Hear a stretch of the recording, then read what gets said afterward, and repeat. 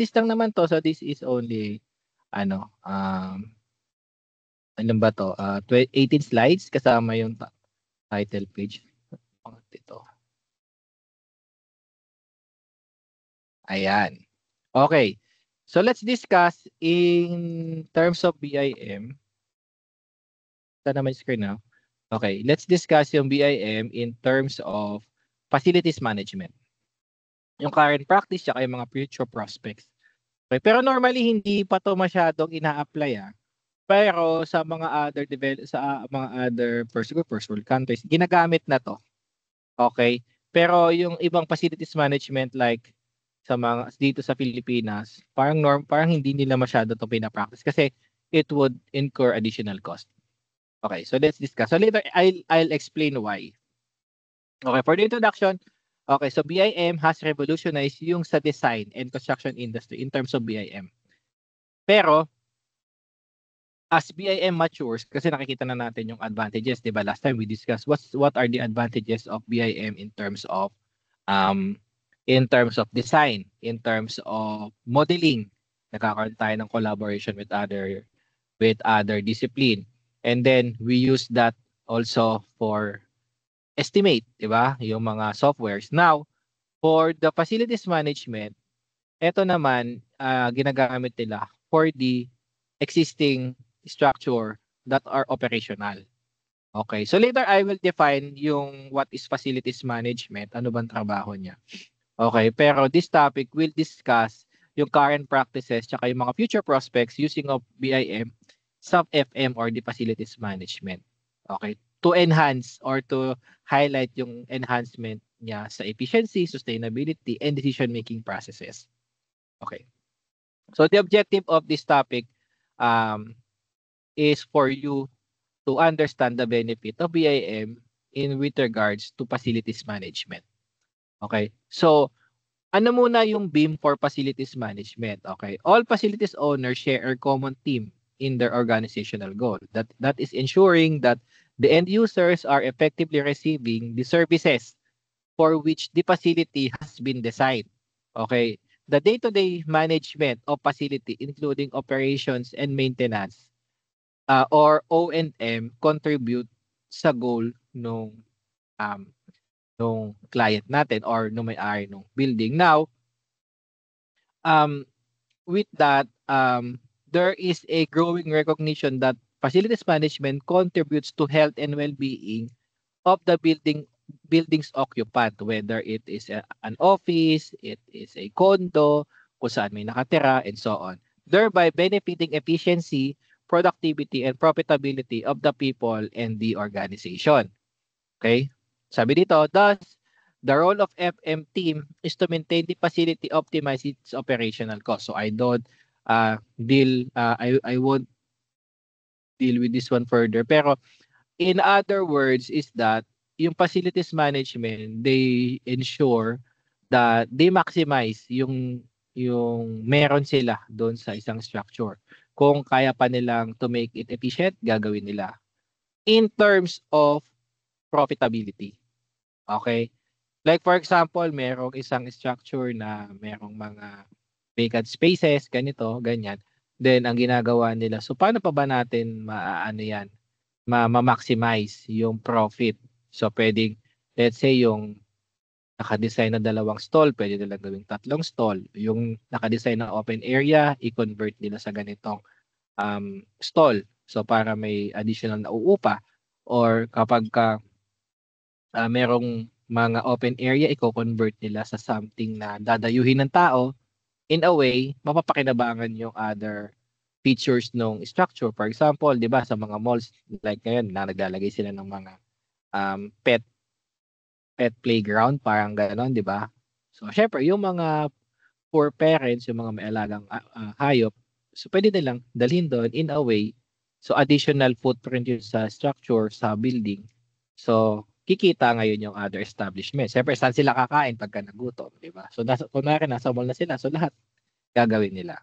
Okay, I think pwede nating masabit as part of the pag-maximize yung dati sa Mall of Asia, di ba? Yung yung seaside, yung sa may kung nasaan ngayon yung parang naging perya or parang naging pero meron silang sariling version ng Star City doon, di ba? Or ng Enchanted Kingdom sa likod.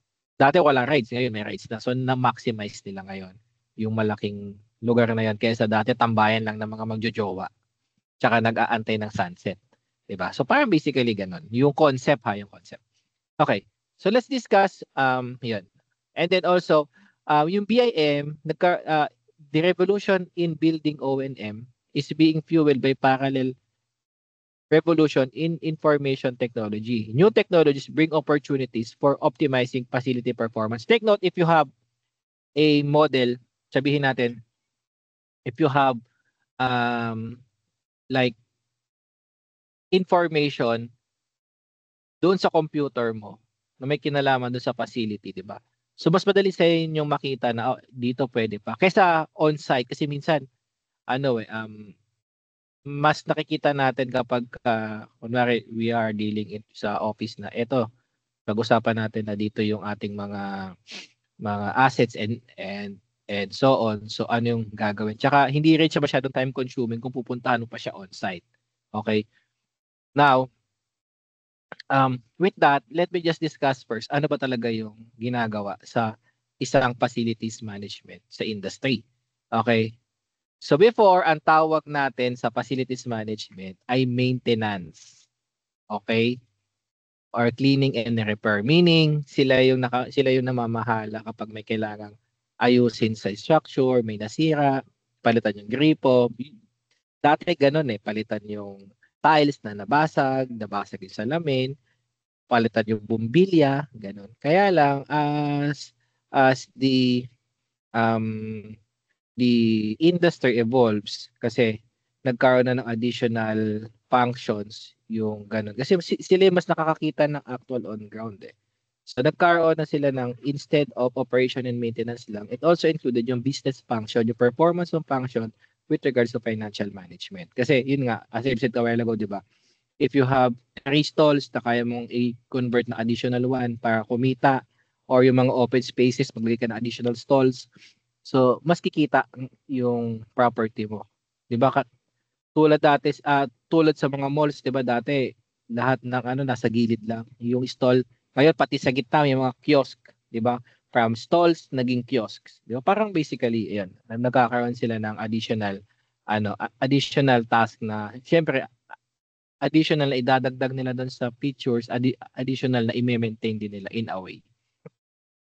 Okay? Ayun. So, as a BIM system, okay, so yun nga, I think this is part of the previous discussion from the BIM, from the planning and design, may procurement, construction, then nandito tayo sa operation. That would fall under the facilities, management, and operation and maintenance. So, ito yung cycle ng BIM as a system. Okay? Pero in a way, as a system, we contribute doon sa people that are using the processes that we are using, the data that we gather as part of the building information model itself. Okay? So normally kapag kasi na turnover na sa facilities management lahat ng model, so sila na bahala doon. Kumbaga in a way para siyang as-built plan. If you're familiar with as-built plan as I've said is a plan na yun yung actual na itinayo. That is different from the construction plan. Construction plan kasi na-alter yan during the construction. Pagtapos na kailangan man ng as-built plan, yun yung nasa facilities management. Now, it would be better if as a facilities management, you have a 3D model of that one. That will be very beneficial for you sa facilities management. Okay? Ayan. So, what is facilities management? Again, so it is a profession dedicated to supporting people.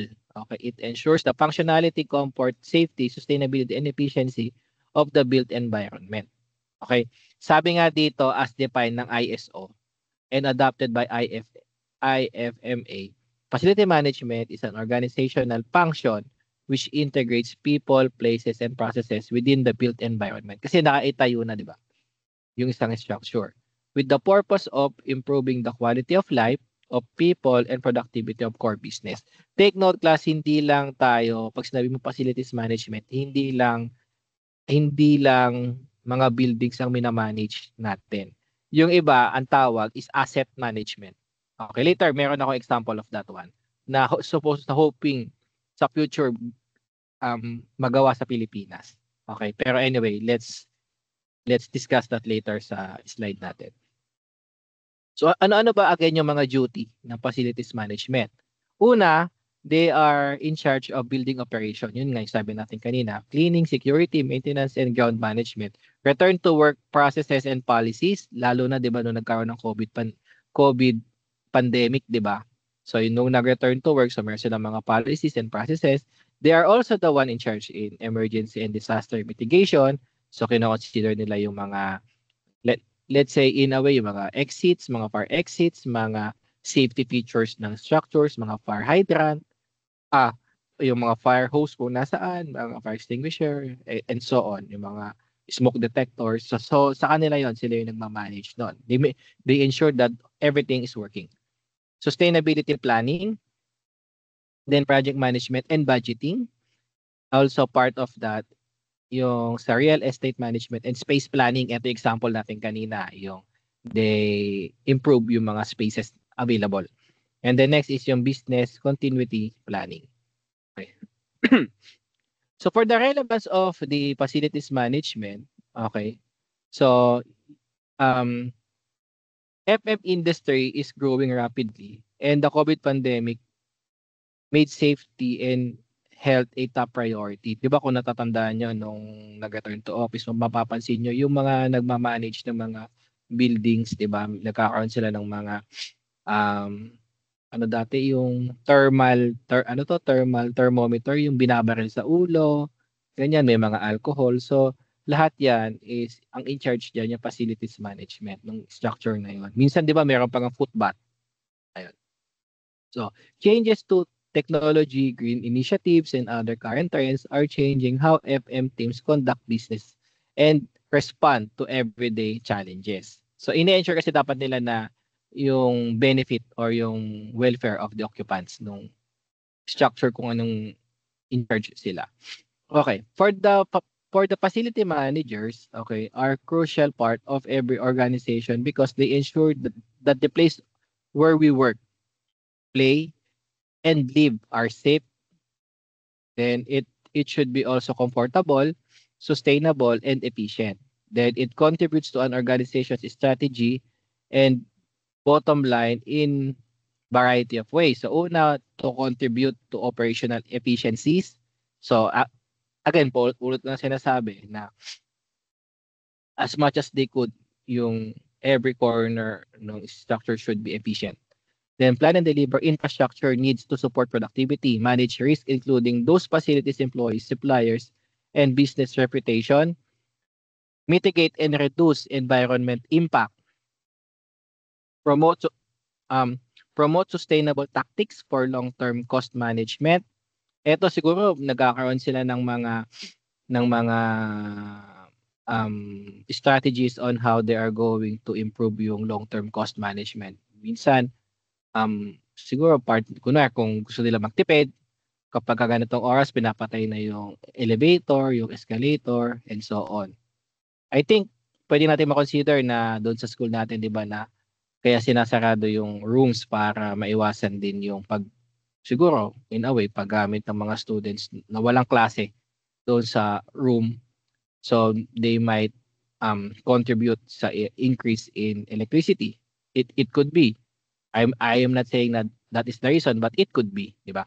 And also yun, part of this also is to leverage yung technological solution, mitigate and overcome effects of natural disaster, guarantee compliance, and then of course, pinaka-important is to leverage security. Lalo na nowadays masyadong nagiging medyo delikado din kapag nasa labas ka, hindi mo sure kung how safe are you, lalo na kapag nasa public spaces ka.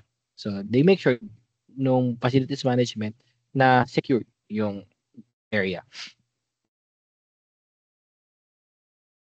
Okay? And then I think na-discuss na to. So let's just go to the uses ng BIM. Ayan na. So ngayon, ipag-relate na natin yung dalawa. So yung BIM tapos sa facilities management. Una, yung life cycle of BIM is the practice of of creating, maintaining, and utilizing building information to manage operation. So yun nga, as I've said, kapag meron tayong information available coming from BIM sa facilities management, so it would be they may use it for the operational purposes. And of course, yung facilities manager are finding value in number of areas of building operation that benefit from enhanced data. Enhanced meaning from paper na as-built plan. So mas maganda na may 3D model ka. Mamaya meron nga akong example for that para mas ma-relate natin. Okay. So here are the values na pwede nilang makuha ng FM coming from BIM. Una is improve space management. Okay? So, they reduce vacancy nung mga spaces. I think an example of this, we could say that, di ba meron kayo mapapansin minsan sa mga malls na dati malaki yung space nila. Biglang lumiit. Tapos nagkaroon sila ng katabi. Kumbaga naghahati sila sa isang space. So what I'm trying to say here is that instead na umalis yung tenant, kasi hindi niya kayang bayaran yun yung buong space. Kumikita pero baka mauwi lang lahat ng profit niya sa renta. Kalahati lang yung i-rent niya. Sabihin natin from, example lang, let's say from 50,000 monthly, pwede na lang gawin na 30,000 monthly. Tapos, yung kalahati, pauupahan din ng 30,000 monthly. Hindi ba parehong win-win yon? Yung tenant, magbabayad na lang ng lesser, na doon pa din siya sa mall. Okay? So, same pa din yung magiging business, business cash flow niya. Pero, in a way, pag naupahan na yung tinanggal sa kanyang space, pwede na nga yung kumita pa ng additional 10,000 yung management ng mall. Tama ba yun? From 50 naging 60 pa. So, gumanda pa. So, yun yung mga pwede nating i-leverage in terms of this space management. The next is, we streamline the maintenance. Meaning streamline, we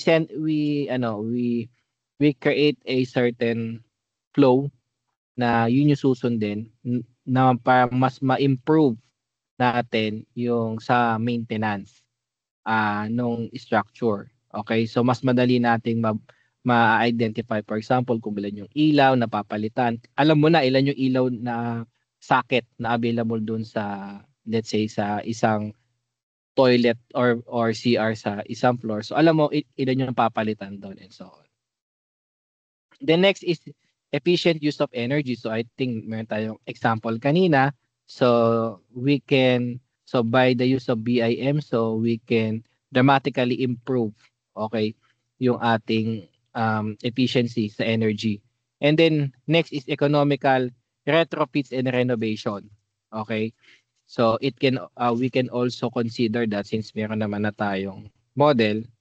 Okay, kasi minsan ang mahirap kapag wala kang model or wala kang as-built, kahit man lang yung manual na as-built, yung manual na plan, is that magugulat ka pagka nag-maintain ka. Parang sa bahay, lalong lumalaki yung sira kapag ginagalaw mo. Okay. Basically, parang ganun. Wait lang.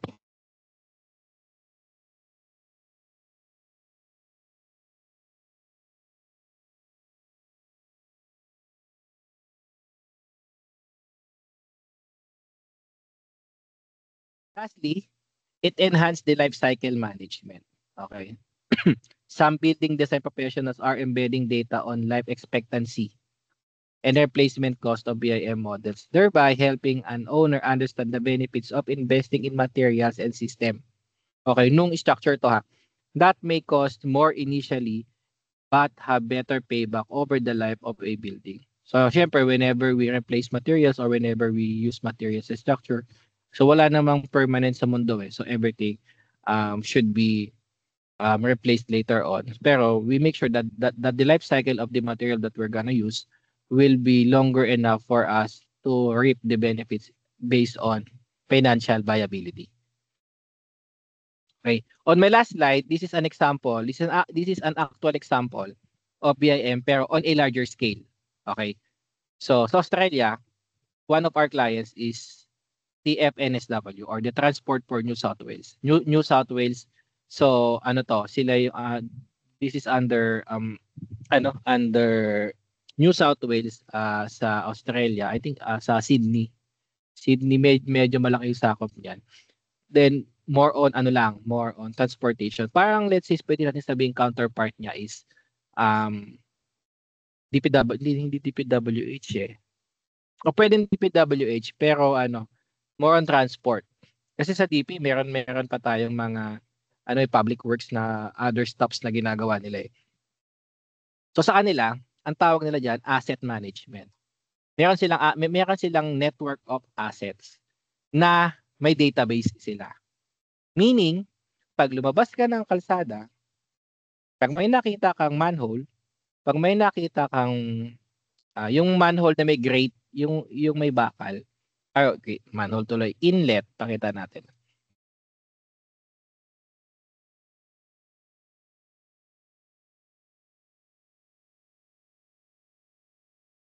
Okay, example, ito.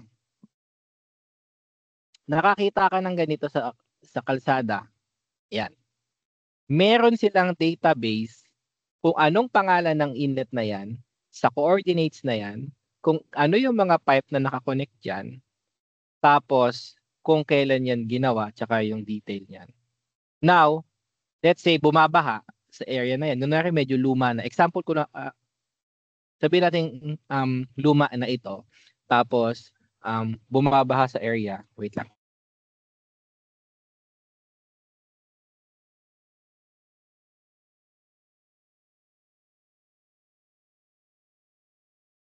So sabihin natin na bumabaha sa area. So may kailangang i-check.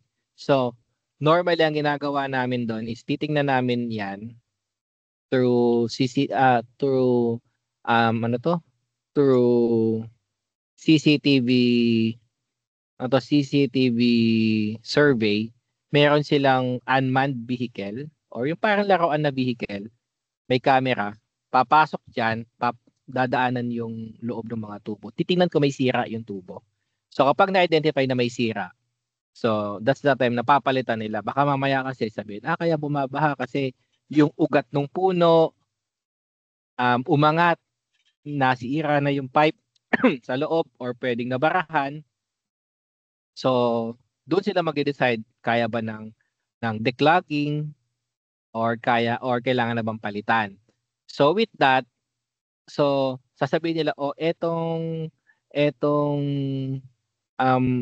inlet na ito, sasabihin nila yung pangalan, yung coordinate, should be replaced by ganitong kahabang pipe. Ayan. So yun, ganun sila ka-high-tech pagdating sa asset management. Actually, hindi pa rin naman nila perfect eh. Tapos, ang ginagawa nila, kunwari, papalitan namin yung design. Tapos, merong pipe. Gusto nila, pag na-turn over na namin yung mga plans and documents, bibigyan namin sila ng 3D file na naka-asset tag. Okay, so based doon sa criteria na kailangan nila. So that's a separate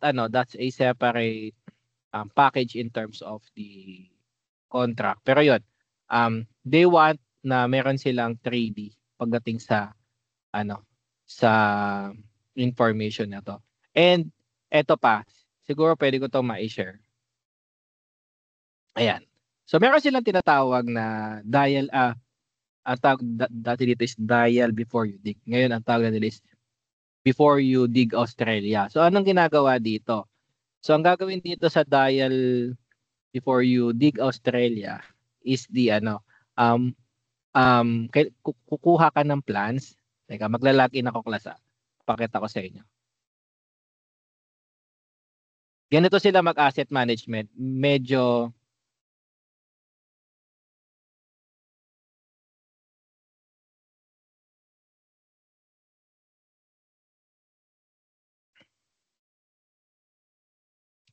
So sila, asset management nila. Well, we could relate it sa building, pero ito kasi is on a larger scale. Infrastructure ang ina-asset manage nila. So I have these inquiries for every location ng project namin. Ay hindi, baka pala hindi pwede. Na lang, lodge na lang tayo na inquiry. Baka ko. Sabihin natin, zoom in tayo dito. Let's say, gusto nating malaman ano yung mga information dito sa area na to. Kunwari, ano-ano yung mga plano ng mga pits. Kahit sabihin natin hindi siya model. Pero gusto mong makuha yung plano kung meron ba diyang mga electrical line, gas line, water line, sewer line, drainage line. So perform ka lang dito ng polygon. Kunwari, yan, kasi may aayusin ka sa intersection ng Mary Ann Street and Harris Street. Tapos, um, yun, pwede mo tong i-click kung ano-ano yung mga information. Gusto mo makuha lahat.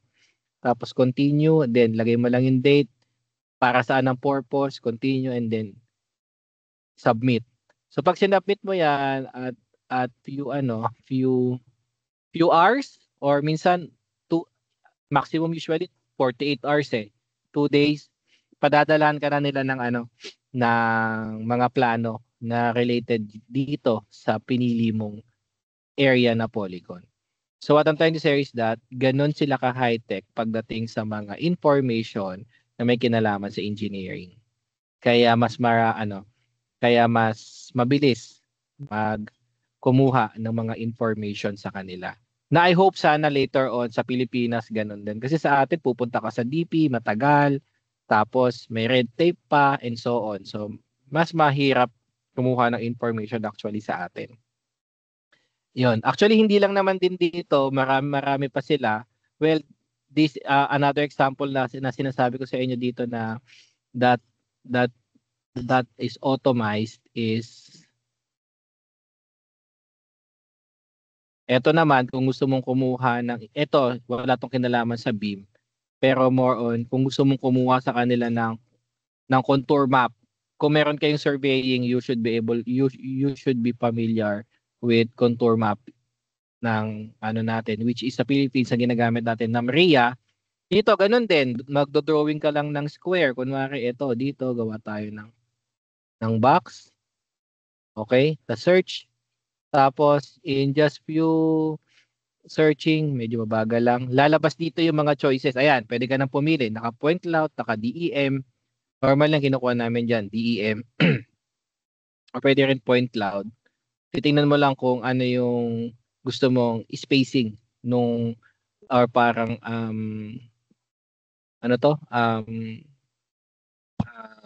accuracy nung data.